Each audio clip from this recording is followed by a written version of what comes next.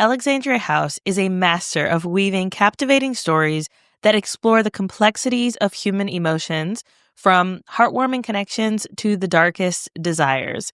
Today, we're delving into her diverse works and discussing the power of representation within Black romance. Listener discretion is advised. This podcast contains mature content intended for adult audiences only. Alexandria House, I am so excited to have you on the podcast. I fangirled so hard when you said yes. So thank you so much for being on. If you could just start by telling everyone a bit about your author journey, I would love to hear that. Okay. Well, first of all, thank you for inviting me. I'm glad to be here talking about my favorite subject, me. My writer journey, I don't know, everybody's is unique, but writing wasn't a thing ever thought I'd do for a living. I come from a very academic family, very, I guess you could say, realistic family. My father's a physician, has been for eons. My late mother was a teacher, master's degree teacher, highly educated people. And I just figured I'd either be a teacher or a doctor. That's just what I figured I'd do. Because I ended up getting pregnant early, getting married early, getting divorced young. I ended up going to nursing school so I could take care of my children. But I was always someone that knew, although it was never presented to me that the arts could be a career, I was someone that always knew that I would never be happy working a regular job. I knew that from childhood. That I was not going to be happy. I couldn't imagine spending my life clocking in or just working shifts. And I always felt like I was supposed to leave some type of legacy. So my strongest subject was always English. I was always really good at writing anything. If it had to be in written word, I get my point across better than if I was speaking. I was a natural poet growing up, and I was always an avid reader. My mother used to say I started reading at 2. I don't know how true that is, but that's what she told me. So one day I just said I was unhappy in my career as a nurse, and it wasn't the patients, it was everything else that goes with it. I just decided after my oldest child was grown and gone to college, I said, let me just see if I could write a book. And I just started writing. But when I started, like 2016 is when I put my first book out. It was Higher Love, the book 1 in the Love After series. And people actually liked it. I was like, let me keep doing this. And it's kind of how it all happened. Yeah, and it's definitely progressed since then. I mean, now you have events that are centered Yeah. all around your books. Like, you are doing the thing. I'm So trying.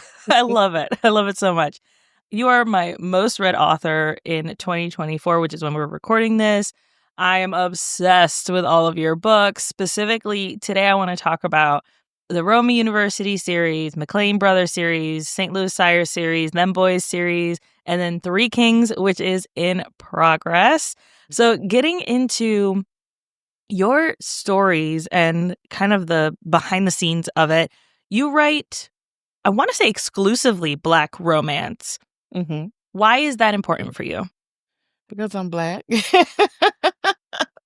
And because I often tell this story, but I grew up in the South, in Arkansas, in the most populous with Black people town in the state. So there's an HBCU in my hometown. The mayors were Black. All of my doctors growing up were Black. All of my teachers were Black, mostly all of my teachers.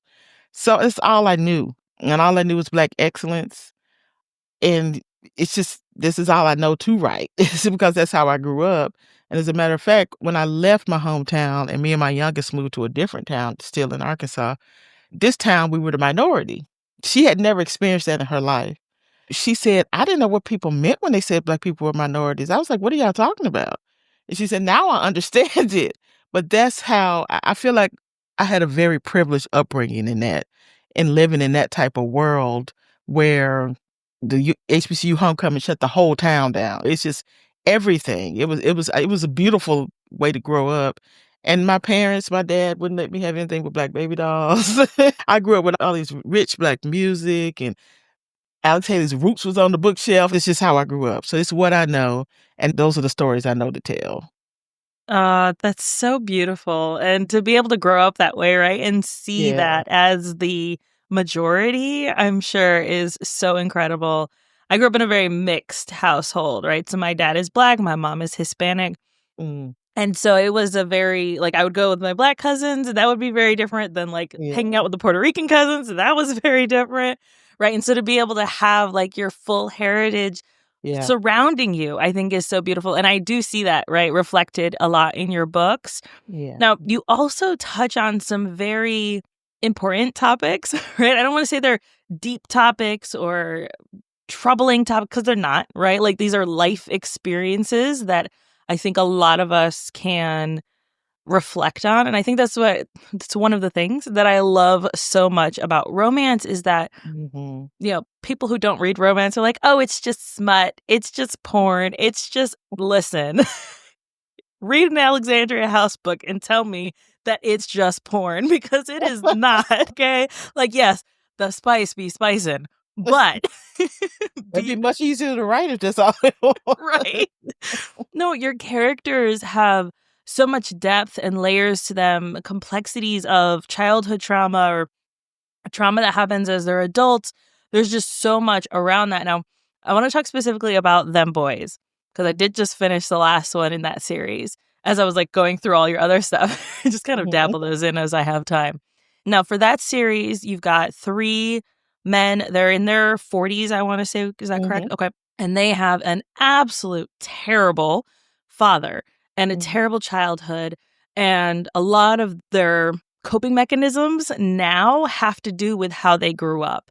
And Mhm. when they find their love, it is not so much about, oh, this person is healing me or I have to forgive my father. It's none of that. Yeah. It's how can I be content where I am and who I am and have this one incredible partner alongside of me that brings me peace, Mm. which I think is obviously what they were lacking when they were children, brings me so much peace and happiness and contentment in who I am that I can move forward in my healing. And that doesn't have to be forgiving my terrible Yeah. father. It could be Yeah. just I'm moving forward.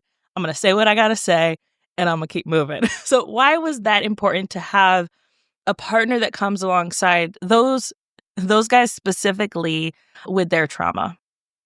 Because, number one, one of the things that's very important for me to always remember is there's a reason why people are the way they are. Most people didn't just spawn forth being Yeah. whatever they are. And so a little background on that series, the inspiration for those characters came from a family where in my hometown, they were known for being bullies that could fight, and everybody was scared of them. So my brother, who's 10 years older than me, he was scared of that family. I was scared of that family when I went to school, and my children were. Mind you, none of us have ever seen these people fight. They just had a reputation, and I wanted to take that and run with it for the Mitchell brothers because they had this reputation. Come to find out, they had all this trauma behind them, and they were very protective of each other. Nobody was gonna mess with them, period, and they just came off as just these angry guys, troublemakers. And so I wanted to first give you a little understanding of why some people are the way they are. Second, to show that you don't have to have it all together. You don't have to be perfect. Your life doesn't have to have been perfect, past or present, to deserve love and to deserve acceptance and to be able to give love because they were very loving toward their partners. And I think they gave just as much as they received from them. So that was kind of my goal with them. The second goal was I just wanted to write something completely different from the McClain Brothers. So and I think I did that too. Yeah, I love that so much. I mean, yeah, it is very different than the McClain Brothers, right? Mhm, Those ones are more like family oriented, which them mhm, brothers are as well. mm, They're successful, they're all these things. The other ones are kind of all over the place in like what they're doing or how they're approaching life, how they cope also with their trauma is all very different. And yeah. I love it so much. Obviously, And I through love it all your all, those brothers really did love each other through it all. Even yeah. though their father might have had them pitting them against each other, they still had that bond. And I also want to show that's possible. There are people that come out of bad situation and they end up being good people. It doesn't necessarily have to be a tragedy in the end. Let's move on to the St. Louis Sires. Mhm. Now that series. Oh my goodness. Okay. So in book 1, you've got the not even single father because he's not. It's him taking care of his younger siblings Mhm. who are not fully related to him, taking care of them, needing to figure some things out. This is a hockey series for anyone who's not read it. Please just go read it. Like, you don't need any more explanation. Just go read it. But in that one, there's a lot of, I don't want to give spoilers. There's some other woman drama, like previous woman drama that happens. And just the way that he stands up for their relationship, like, hey, that was past. This is now. This is where we're at. I just love that so much. Yeah. Then in book 2, you've got, oh my goodness, so much mental health awareness that I think is just so beautiful. Second chance romance. Let's touch on that one for a second because I feel like we could stay there for a bit. The female main character, and I can't, for the life of me, cannot remember her name at the moment. Crystal. Crystal, yes. So Crystal is bipolar, is that correct? Mhm. Yes, which I absolutely love that representation because my mom was manic depressive. Mm. And so to be able, she got her diagnosis relatively later in life. And so to Mhm. see that reflected on page, those really high highs, those really low lows, Yeah. was Yeah. just, I thought, so beautifully created. And also, Mhm. again, romance is not just porn, guys. Like, it can Yeah. reflect the life experiences that you've seen in your life or that you have.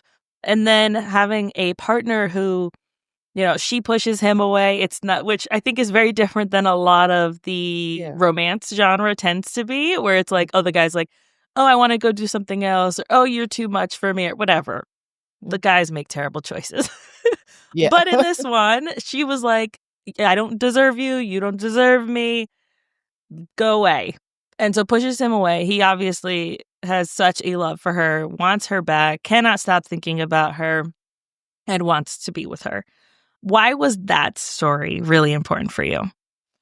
Did have a relative, they've passed on, he's both bipolar and schizophrenic. And even when I was in nursing school, the mental health portion was like I was just so fascinated. It was like my favorite part of nursing school. And I know that there are people out there that are experiencing bipolar and similar neurodivergences. And it's just important to me to represent a Black woman.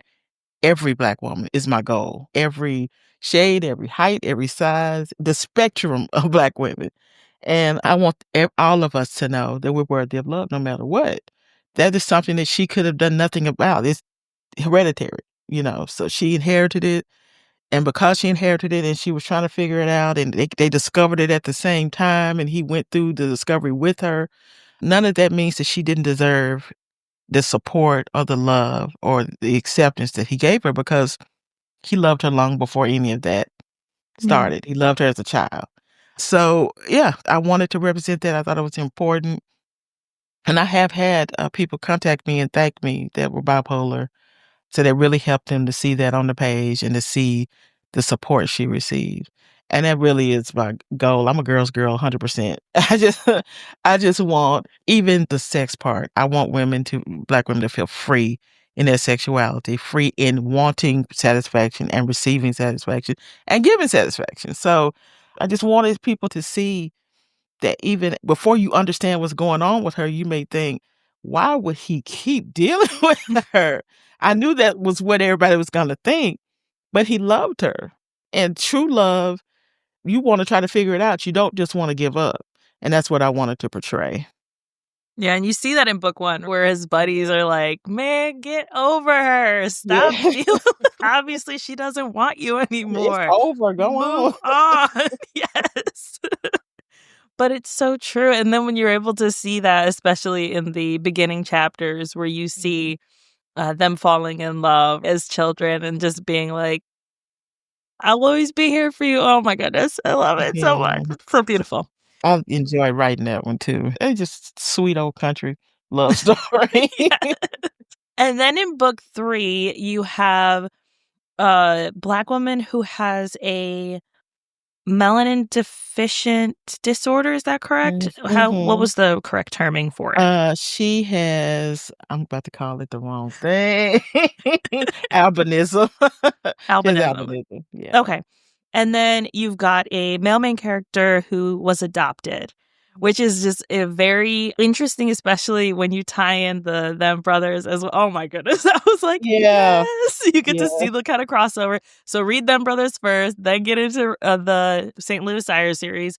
Mhm. But having those two, she was a very predominant rapper. He was fangirling really hard on her, which I thought was so adorable. Yeah. And then, like, his buddies dogging on him, like, "Man, come on. You made a fool of Mhm. yourself." He's, "Yeah, I did. I definitely did." I love it. That's another representation, I think, and to your point of before, of being able to showcase every complexion, every color, every Yeah. weight, every spectrum, mental health of Black women is so powerful, right? Because Yeah. someone who might see her might think, "Oh, no, you're not," or "You're other." And I Mm. think that it's really important that we see the world outside of ourselves reflected in the pages Yeah. that we read. I think that it can be used as a sense of like a window, right? That's how they Yeah. say it's like a window or a mirror. The things that we read can be used that way. And so being able to see something that I don't think I'd ever heard of or ever seen, I was like, wow, that's so interesting. And her experience and the way she described it and felt about it. What was the kind of decision behind that? Well, I get inspired by a lot of things, and, a TikTok video. I love it. I was scrolling through and I was like, "Oh, she's gorgeous," and, she had the nystagmus, or eyes were moving, I was like, "Huh, Imma write about a girl with albinism." And so, yeah, that's where I got that from. I just thought the girl I was watching on, or the young lady I was watching on TikTok, was so striking, and I was like, "Whoa." But what I love about it is, although albinism runs the gamut of all ethnicities, you could tell by her features that she was Black, and I thought, "Man, she still hair texture and everything, just didn't have that melanin." I just thought it was fascinating. I have a science degree too, so I love anything scientific or genetic or whatever. And then I do have a birthmark where I have, I'm missing melanin on this arm, a lot of part of this arm, part of my back too. I forget it's there, but I kinda identify a little bit.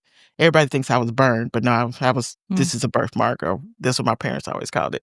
That's kinda where that kinda helped with the inspiration too, just knowing, different doesn't mean abnormal, I guess is what I'm trying right. to say. Our norm is our norm. And then the adoption rep came from my trainer, my very patient trainer. She was adopted, and she was telling me her story, and I said, "Would you mind if I kinda talked about it?" She said, "No, I don't mind at all." So I interviewed her instead of working out one time, and she gave me all this information, and I was just really fascinated. There were so many things I didn't realize as an adoptee that you would go through, like the just knowing that someone's missing, or even the seeing that I went through and researched, like, all these children, the babies would have this look on their face that's common with them because they know you've been inside someone for 9 months, and you're used to that voice and that smell, and even as a baby, you realize this is not the person that carried me. Mm. That never occurred to me, but I learned a lot from her and from research, and I wanted to show that it's not that necessarily that child is ungrateful, it's just they know that there's a piece missing that they innately would like to find. Yeah, I have a friend and she's adopted, and she talks very openly about her experience and how, like, had a perfectly fine childhood, had loving parents, very German, but loving parents, Mhm. and how when she finally was like, "All right, I wanna try to find my birth parents," both of them had passed away, and so, like, was that a blessing or a curse? What Yeah, would that have looked like for her? And so she talks very openly about that as well, and just those feelings and those experiences of still yeah, having, but still feeling like you're missing something and had yeah, wanted yeah, something, kind of that grief, right, of yeah, what could have been, and so to be able to reflect that, I think, is so beautiful in yeah. your story. Thank you. Moving on to Three Kings. Now, this I think is very different than a It lot of is. your books, but I'm a dark romance girly, so I love it so much. And like Yes. going in, I do. Okay, this is a Alexandria House dark romance. All right, let's go. Tell us a bit about the backstory behind this series. I don't want to give away too many spoilers, for book one. So It's a how are you wild talking ride. about it? I just want to do something different. I want to challenge myself. I'm not saying that anything else I write is just simple and easy, but this is much harder because it's not in my wheelhouse. And I'm the type of person who would get burnt out and get very bored very quickly. I had every nursing job you could think of because I was just tired of doing it, And this is something I love, and I don't ever want to get burnt out or tired of it. Yeah. So I said, let me. The hockey series was a challenge too because I knew nothing about hockey until I started working on the series. So I said, let me figure something else out. So I said, okay, we'll try dark romance. And man, it's not easy. It's because it's just a whole different world. And I want it to feel like a different genre. I want you to feel like, okay, did something happen to her? Because why is she writing this? Who hurt you?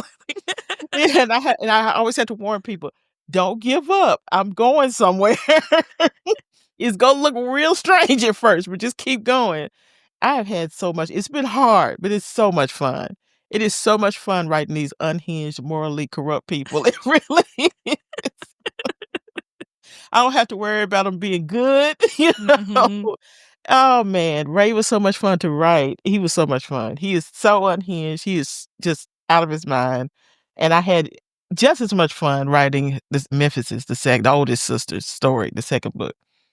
I had so much fun. I mean, it was torture doing it, but I had fun with it, and then my favorite part is always once I finish going back and reading through it and seeing seeing it all come together, and I'm like, "Oh, I might have done a little something with this one." I'm like, "No, I think I it's with the editor now. The beta readers have read it all, but one has reported back. They love it. Everybody understood everything. That's my biggest worry, especially this book is because I write shorter books and I try to pack so much into them. And there's so much going on in this book. I was worried that something would get lost in translation, but everybody's saying they loved it. I love the series. Oh, I'm enjoying it. It's just, to me, it's like a edgy primetime soap opera or something. Yes. It definitely gives that for sure. It feels that way. I love that. And so to give people a little bit of an idea of book one, right? Because we don't want to give too many spoilers for two, which will be out by the time this airs, and then look out for book three. But to start us off with book one, we have a older woman who left her man because she was like, look, you're not going to commit. You said you were going to commit. This is going on too long. I'm not here for it anymore. Of course, he goes running tail back. Oh, please keep me. I promise. Bro, step off. And then you've got this younger guy, which I want to say this is one of the only books that you have that there is such an age gap between older woman and younger man. Is that correct? Yeah, this is probably the biggest gap. But, Lita McClain had a little gap too. Yeah. I have a couple because it's just my favorite thing to write because I wanna be a cougar. But Y'all heard it my s here. my son is threatened to kill any cub that comes toward me, so I can't do it. But, yeah, that probably is the biggest well, the lady is the oldest. But, yeah, they have an interesting pairing. I guess Yes. this wouldn't be a spoiler, I don't think, because it happens so early in the book, but she witnesses, him doing something illegal. It's crime. And then after that, he kinda just starts popping up because he sees her see him, and he starts popping up, and it's a ride. It's definitely a ride. It's interesting. I always encourage everybody, just stick with it, y'all, 'cause I promise you, it's gonna go somewhere, and when you get there, you're gonna be like, "Oh, okay, I see what she was doing." Yes. And I feel like if you're a dark romance reader, you're gonna love it. Like, Yeah. I went into it thinking, "Okay, this is a dark romance, cool, I am here for it, I am along for the absolutely demented ride that this is probably going to be, and it is okay to me." I loved it. Yeah. It's you're gonna love book 2 too. You're Uh, 'cause I mean, neither one of them is right. is hinged. So, you know, yeah, Memphis is some kinda mean, so you should enjoy that. Oh, I cannot wait. It's gonna be so good. What is next? And maybe a different genre? What are you feeling? What are you Well thinking? what I've got going next will be a motorcycle club series. All the characters are over 50, and they're gonna be, nasty. So we have and incidentally, Memphis is like 47, her man's like 54. They not missing any sexy times because it's an erotic dark romance. Yeah, I'm old. I'm tired of trying to keep up with the slang. So I said I'm gonna make everybody be over 50 and they can talk like me. So but I don't have to research anything. Yeah, I'm excited about having some silver foxes. Of course, it's a, morally and one percenter motorcycle club. So, be some stuff going on. Yeah, I'm super excited about that because I've been wanting to do that for a while. So that I plan to try to do that series next year, hopefully the whole series. Of course, I have to finish Three Kings first.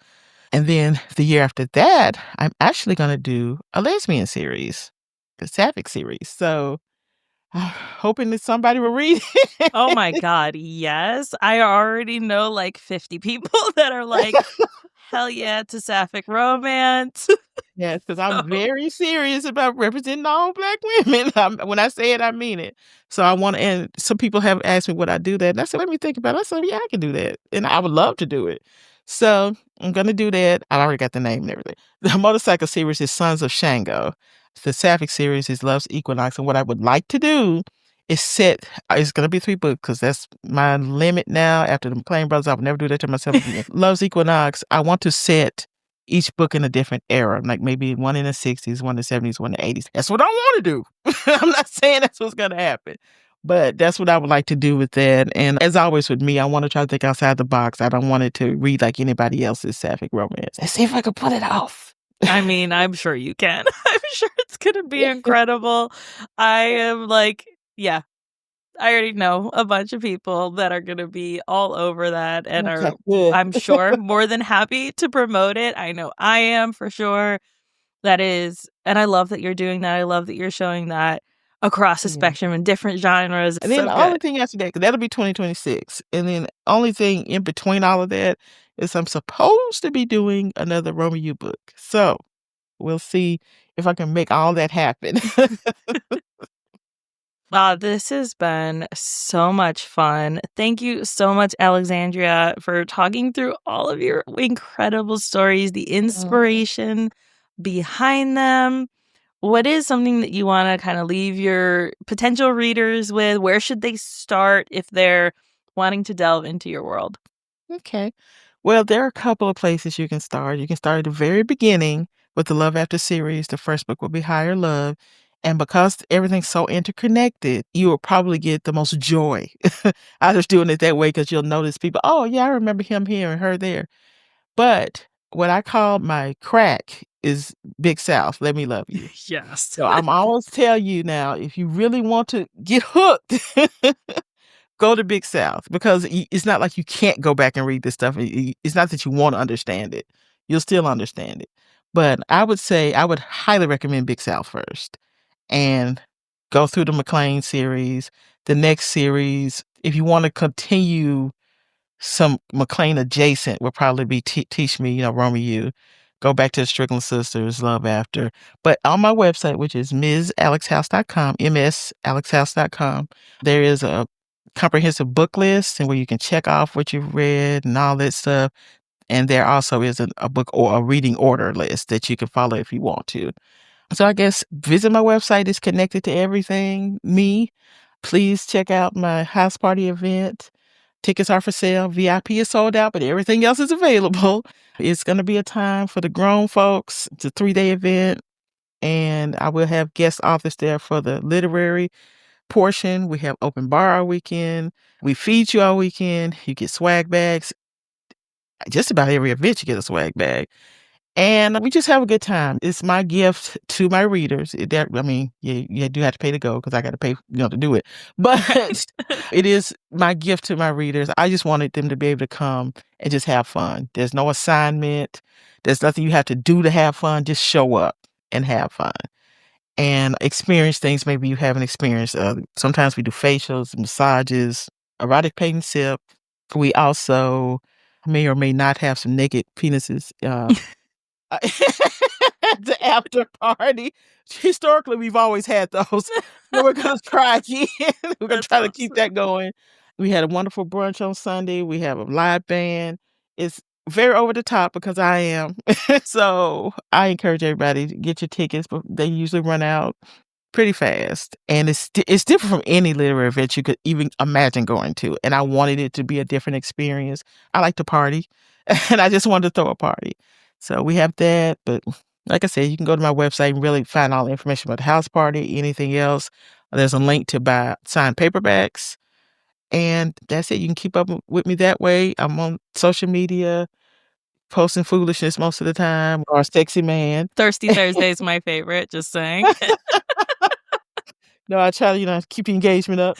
And, yeah, the main thing I wanna say to in you and all of my readers, I deeply appreciate you. I'm so glad that you connect with what I do, that you enjoy it. I so appreciate the support. Thank you for keeping my lights on. I'm just so I really love you all. So grateful.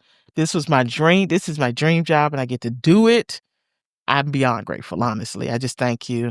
And as long as I can write it, I'm gonna keep doing it, and I hope you all keep reading. Yes.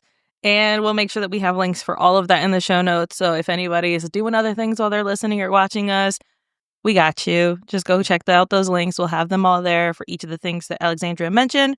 And also, if you are on Audible, I know that Alexandria has quite a few of her books included in the Audible subscription for free.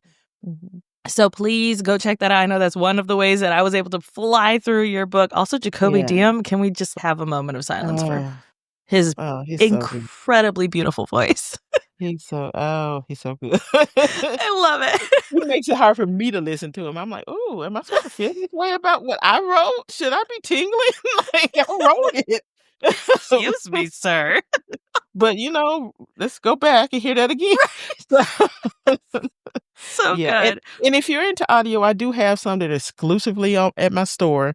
They're shorts, they're not long, they're very good, though. A couple of them have full cast. Wesley Siobhan produced all of them, and so she appears in, I think, almost all of them. So if you want Yeah. something short and nasty, check out alexhouseshop.com. I got you. Yes, I think I got your holiday one Mhm. recently, and yes, so good. Yeah. So Make sure you definitely go check check out that out. 24/7, that's the latest one. This Yes. So good. Thank you so much, Alexandria. This has been so much fun. Thank you for having me, I appreciate you.